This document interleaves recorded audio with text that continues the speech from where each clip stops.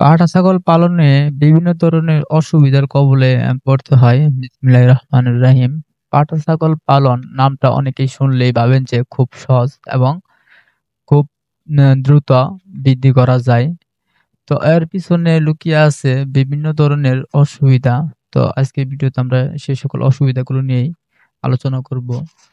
পাট ছাগল পালনের রোগ-ব্যাধি ঝুঁকি থাকে। এদের মধ্যে পক্স, নিউমোনিয়া, পেটের প্যারাসাইট, গা চুলকানি ইত্যাদি রোগ খুব দ্রুত বৃদ্ধি পায়। খাবার ও সংকট, এদের শুধু ঘাস খাওয়ালে চলবে না। এদের পুষ্টিকর খাবার দেওয়া, ঘরবাড়ির সঠিক যত্ন নেওয়া, প্রজনন সমস্যা, বাজার বিক্রয় সমস্যা হয়ে থাকে। খরচ ও মুনাফা হিসাবে গরমিল থাকে।